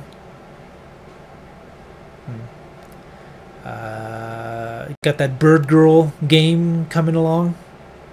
That looked interesting, but I would really want to see more gameplay about it. Is it really just a 3D platformer? That'd be kind of cool. We need more 3D platformers. Mario can't just be the only thing. Also, Yooka-Laylee can't just be the only thing.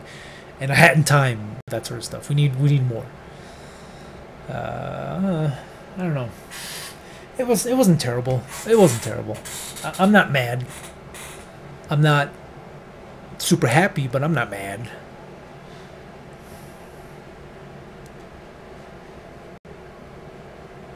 Let's see, ISO didn't enjoy anything on there. Yeah. Multiplayer and stuff.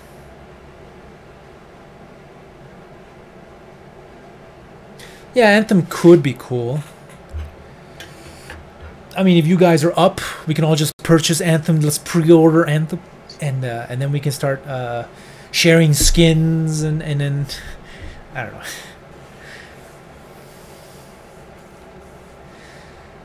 It looks decent, but I'm still gonna wait for the reviews. I'm gonna wait for them reviews. Yeah, the Battlefield house destruction was cool. Usually, like I said, if you get a tank and you just try to plow through a building, ain't gonna happen. You're gonna get caught in those corners, and then you're fucked. But here it looks like you can just plow through a small house and it'll just destroy it, which makes sense, you know. Tiny wooden houses, and then you drive an entire tank through it. That's fine. They really want to do this whole inclusive thing. Everybody gets to be a World War II hero. Okay. I mean, black people make sense. There was definitely black people in World War II. There were black people in World War I. There were definitely women who fought in World War II. But they were usually in very specific locations. For example, the Russian snipers. They had some badass female Russian snipers who fought in World War II in the front lines. At least I think so. I gotta look that up. But I'm pretty sure. But they fought. They killed people. I believe one of the most decorated snipers was a Russian woman who got a shit ton of kills. So that would make sense if you play as a woman in the Russian side as a sniper, like they fucking did in Battlefield 1. In Battlefield 1, they included women, and it was awesome because they included these badass Russian snipers in specific maps, and it made perfect sense. But no, now fuck it. Everybody gets, all the women's get to be in there. Why not? Why not? Let's storm an entire battalion of women storming the beaches of Normandy. I'm sure that happened. Also, if you're going to show women fighting in World War II, have them be in the French resistance. I'm pretty sure there were women who fought in the French resistance and did badass things. And there were other places that had women soldiers, but they were mostly in like not straight up military roles. They were in freedom fighters type things, and women did their part mostly because they were not allowed. Like even now to this day, I believe women are not allowed to fight in the front lines. Like you're not gonna see women go. I mean, right now, I don't know if people are still going to Afghanistan to kill, but right now, I'm pretty sure if America goes to war with North Korea, gods forbid, they're not going to let women go storming the beaches of North Korea. That's not going to happen. I mean, they should. They have the right to fight and die for their country if that's what they believe in, but they're not going to because women are precious and must be protected at all costs. A man, however, men are expendable. Whatever. Put your baby inside a woman and then go off to die. And you did your part as a man. Well, anyway, that's getting a little too political. The point is, I wanted a World War II Battlefield game. I didn't want this SJW, all-inclusive World War II wacky crazy spin-off of Battlefield. So that's why I'm not too excited for Battlefield 5. But I don't know, maybe if I get to see some actual multiplayer, it would be great. Why not?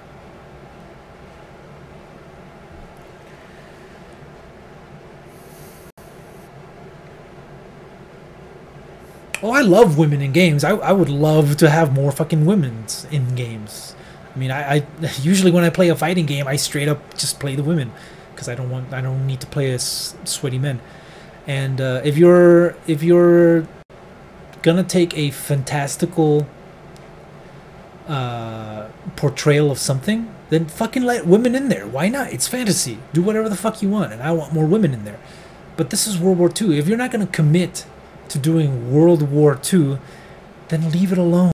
Leave World War II alone. Do something else. Just make it Bad Company 3. If they had just made it Bad Company 3 and it was just a bunch of mercs fighting other mercs in this merc war, you bet your ass I'd be excited that there'd be women and all types of people from all over the world fighting together. That'd be fucking badass. But not in World War II. World War II, there were very specific people doing very specific things.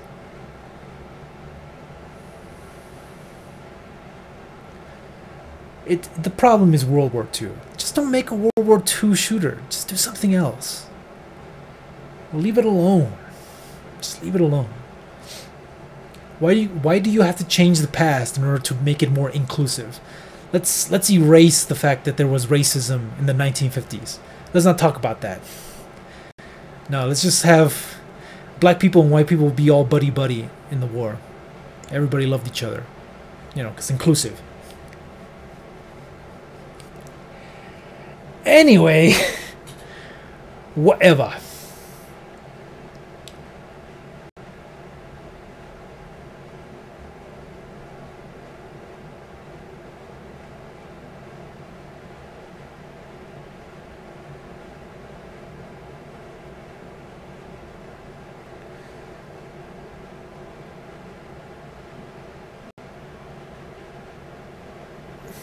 Well, the thing is that modern combat has been done to fucking death, and then they started going to future combat, and future combat has been gone to fucking death, and now they have no clue where to go. So it's just roll it back. World War II is new. People are excited because this is new. I heard some YouTube commentator said, it's World War II. I'm excited because this is new. This is new for Call of Duty to do World War II. Really, guy? Really? Call of Duty doing World War II is new? I mean, to you it's new, I guess, because you're 20 years old. You never played the old Call of Duties, but I get it. I get it. To new people, I'm pretty sure it's new. And I was excited to see World War II done right. With the graphics that we have nowadays, the capabilities of what we can do with the graphics now, I wanted to see those swastikas, I wanted to see Stalingrad, I wanted to see Hitler's horde mustache rendered in 4K. I wanted all of that. Like, bring on World War II with the graphics that you can do nowadays, like what they did with Battlefield 1. I think they did a really good job with Battlefield 1.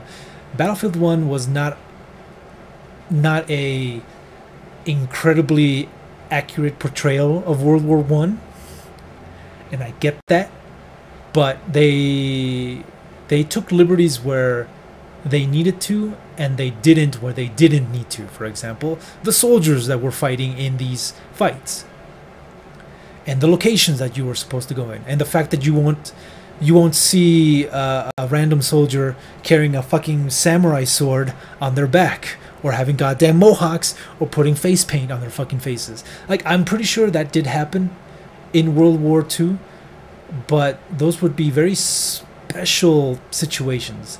You're not gonna just see a man. Oh, and let's not forget the fucking robot arm that they showed in the trailer. They showed the woman had a fucking robot arm.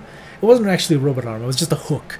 But she was using a gun like it was nothing. I'm pretty sure that there's animations where she's like grabbing a magazine or something and clipping it to her rifle and then aiming down sights and shooting it and shit.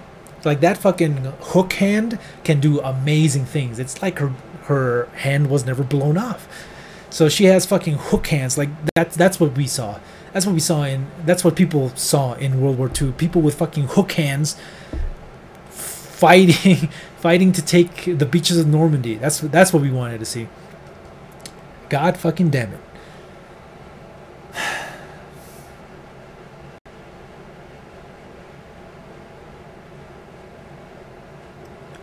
Well, they already did World War III.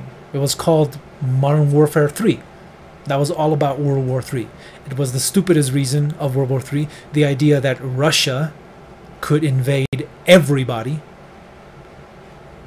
Everybody. Russia was basically the bad guy.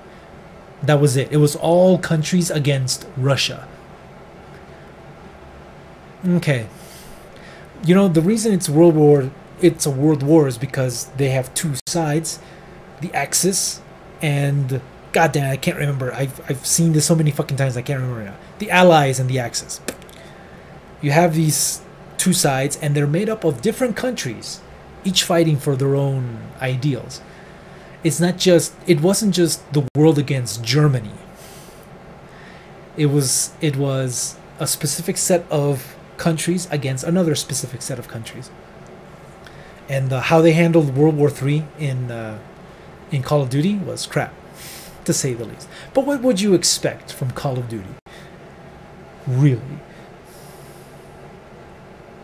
Yes, it did have tons of drones, but it was very modernized. It wasn't really futuristic. It was more modernized.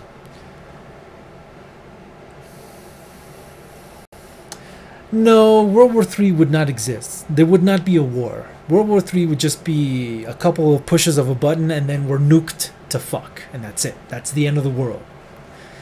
There would not be a World War III. There would be global suicide. Because the weapons we got now, they're way better than what we used to have in the good old days where men have to stand in front of men and actually shoot each other. Nowadays, the president can control a fucking explosive drone on his iPad and kill 30 different terrorists. So, I would not want to go through a World War III. Not that I would like to go through World War II or any kind of world war. I would not like to experience that. That would be horrible. But yeah, World War III would be just the end. GG. GG, everybody. GG. Anyways, that was it, guys. That was the EA E3 press conference. Wasn't terrible. Wasn't great. They've had much worse press conferences. I'm gonna scour YouTube and see if we can find some actual multiplayer. You know what? I'm gonna do that right now. Let's do that right now. BF. I want to put V. Multiplayer. Okay, hardline. Wait, what? BFV. No. Oh God. Oh, it says multi-layer. Why does it say multi-layer? No, multiplayer, please. Thank you. Here we go. Battlefield 5 multiplayer gameplay and Battle Royale. Confirmed. We got the Battle Royale, guys.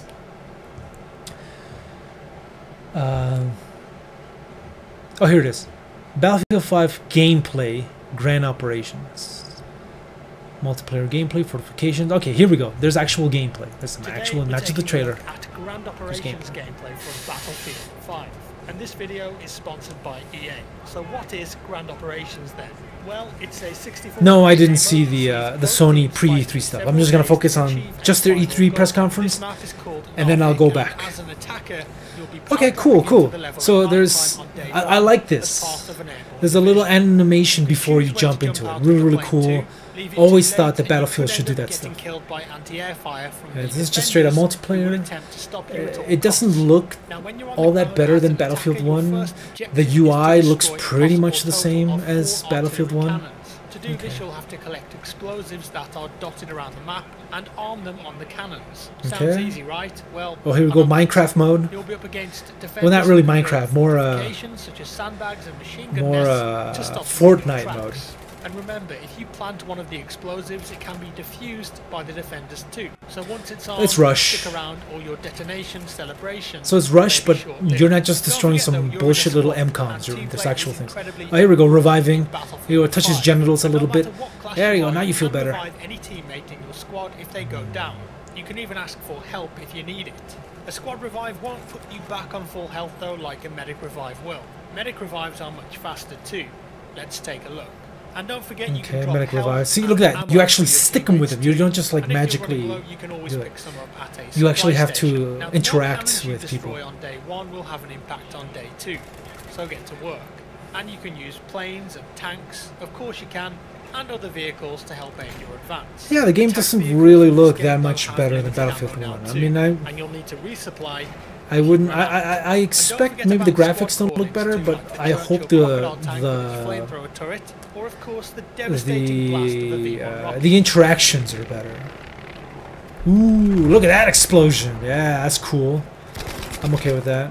Day 1 of Grand Operations will eventually end, and Day 2 will begin. This time it's in the daylight, and you've advanced further into the town.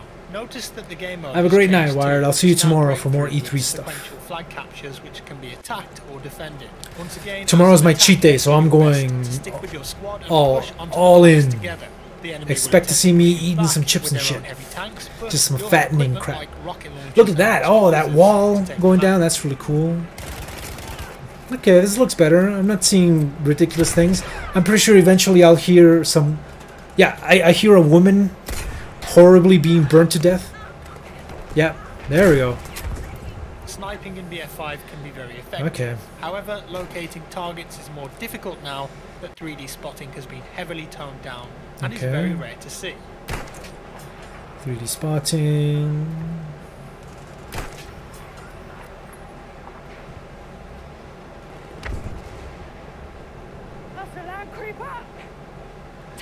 Oh, das ist Tank, You ping the location on the level though to inform your squad mates of your intention or of a specific threat.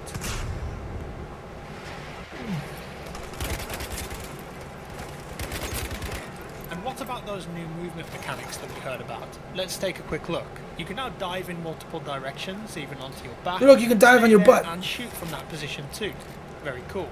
Just like that other game. What is it called? Rainbow Six Siege. Throwing back grenades. You can do that.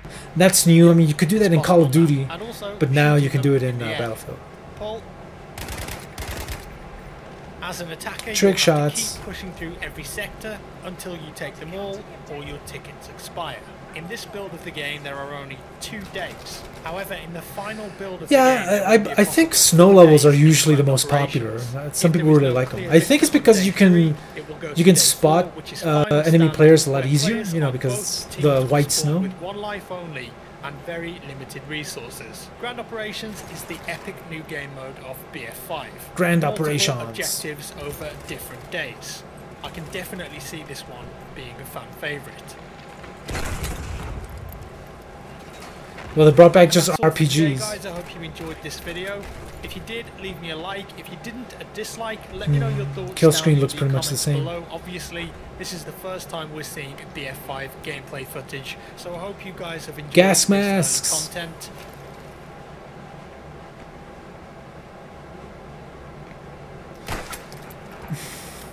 I like the simple white UI, but guys, you need to put a fucking outline on that shit. If your UI, like, you can barely see the UI in the white snow. What are you thinking, DICE? Just put a simple little grayish outline to the UI. Why not? Why? How simple is that? I fucking do that. I do that in my stream. The white text with the gray outline, so you can see it better. What? Why not do that? Why is it so hard? Yeah. So yeah, Battlefield 5 looks all right. It doesn't look amazingly different from Battlefield 1. If you go from Battlefield 1 to Battlefield 4, the difference is quite large.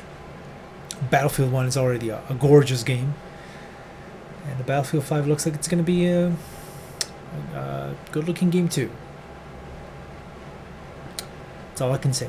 Let's check out the multiplayer trailer one more time.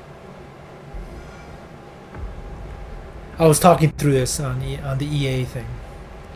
All right, so matches now start off with a little animation. I like that. It's cool.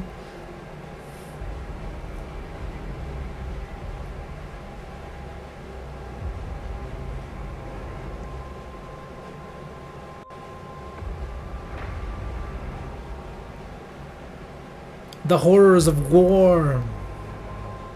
How come this looks way better? I think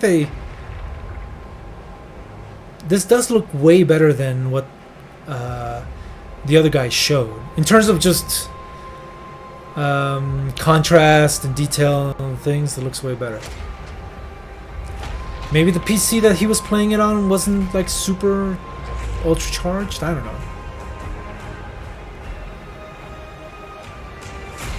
Dropping bombs, sure. Trying to get picked up.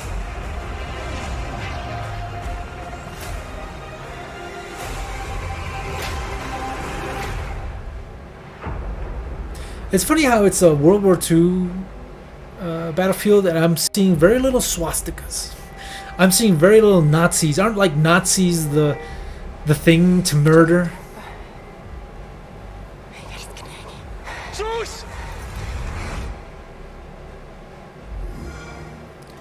Play it only on Xbox One. games play best on Xbox One. Fuck off.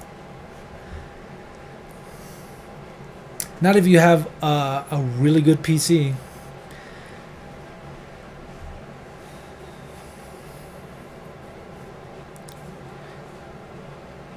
Anyways, all right, that's it. I guess that's it. We've been going off for almost 2 hours. So I guess we're done. Let's see. Tomorrow is... We're going to start off with the Microsoft press conference tomorrow. I hope I have internet tomorrow morning. If not, we're going to have to do the same thing where I watch it later once all the announcements are made. But anyway, we have the Microsoft press conference, and it starts at 3 p.m. So I should be on, I hope, I should be on at around 2 p.m. So I'll start the stream at 2 p.m. and then we'll get started watching the Microsoft one. Then we'll have the Bethesda one, and then we have the Devolver Digital one, which I think is just going to be memes. It's just going to be memes, which is fine by me, but as long as they announce Enter the Gungeon 2. Just announce Enter the Gungeon 2, another sequel. Why not? I don't know, I hope they actually announce things and they don't just try to take jabs at the industry, because we got enough people doing that. I hope they make fun of E3, but also announce things. That would be good. Have a good balance between the two of them.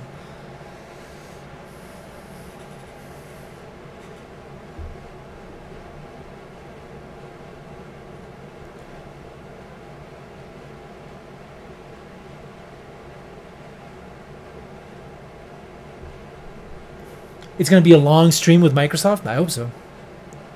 Long, hard streams. That's what I want. Anyway.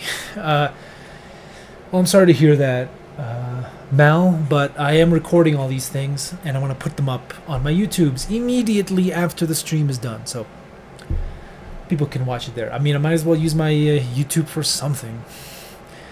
Anyways, thanks a lot, guys. Thank you so much for keeping me company while I watched the E3s. I know that there's billions of people, maybe not billions, thousands of people who are doing the exact same thing as I am. Most of them much more entertaining than me and much more popular than me, but I appreciate you guys showing up to watch E3 live with me, even though this was not live. But tomorrow I hope we can actually watch it live.